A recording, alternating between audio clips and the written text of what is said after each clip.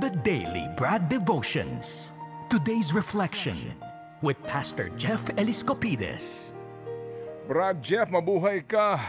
Ngayon ay Friday. Si Angel ang ating kapiling kasi si Chacha ay naka-wellness break. Oo. Magandang umaga po. Kaya Nice to see you again. Proponent ang dating ni Diba? Angela. Nepo wife or Nepo baby? Pwede na ba? Nepo baby. Nepo daughter. Pwede rin. Oo. Nepo partner. Charot. Oh, ito na yung Nepo. Ito na yung ito na yung ating proponent. Ito na. Ng magandang balita po, si Brad Jeff. Go ahead, Brad. Well, it's Friday, Brad Ted. Alam natin na pagod ang lahat, lalo na yung mga nasalanta ng bagyo ng mga kababayan natin. Pero as usual, ito pong Daily Brad ay isang segment na nagbibigay ng spiritual po na gabay at hopefully po through the Word of God magkaroon tayo ng pag-asa despite sa physical na kondisyon natin. Huwag na natin tayong mawala ng pag-asa na may spiritual po na elemento ang buhay. Sabi sa 2 Korinto 1:3, purihin ang Diyos at Ama ng ating Panginoong Hesukristo, siya'y maawaing Ama at Diyos na laging nagpapalakas ng ating loob. You know what? Sa English po ito, praise the Lord. Mahirap pong mag-praise kung ang sitwasyon ay hindi kaaya-aya. Pero yung pong salitang purihin ng Diyos, ito po hindi nakasalalay sa external na circumstances.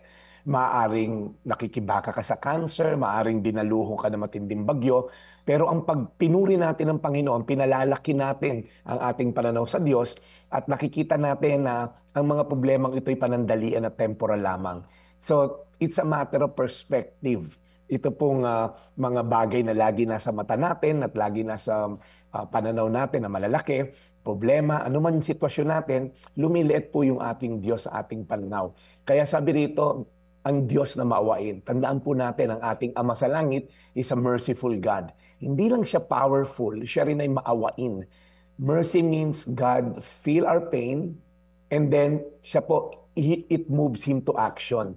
Hindi po siya yung Diyos na nasa taas, ay kawawa naman kayo dyan sa lupa, binagyo. Hindi po. Sa bawat luha mo, hindi siya manhid.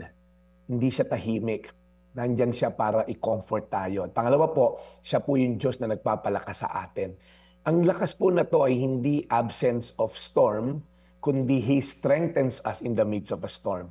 Ang tunay na comfort po, hindi lang yung tatanggalin ka sa problema, bagkus maaaring i-allow ng Diyos na nandiyan ka sa problema upang tumatag ang iyong pananampalataya, ang iyong pag-asa, at yung pagdepende sa Kanya. Tulad din po yan ng isang ama na pag nadapa yung anak, hindi naman niya habang buhay bibit-bitin hanggang magbinatilyo na karga-karga pa rin niya. Hayaan mo madapa. At the same time, nakaalalay ka, pero tinuturuan mo siya na one day, kaya mong maging mag-isa dahil lagi ako nakaakibat sa iyo. Kaya sa mga dumadanas po na matinding dagok ngayon, ang dasal ko lang po bilang inyong Daily Brad, patuloy po tayong umasa sa spiritual na elemento ng buhay. Yes, physically we may be weak, but then again, our God is strong to strengthen us and to help us. 2 Korinto 1:3, purihin ang Diyos at Ama ng ating Panginoong Hesukristo, siya'y maawaing Ama at Diyos na laging nagpapalakas ng ating loob. Tayo manalangin, Panginoon.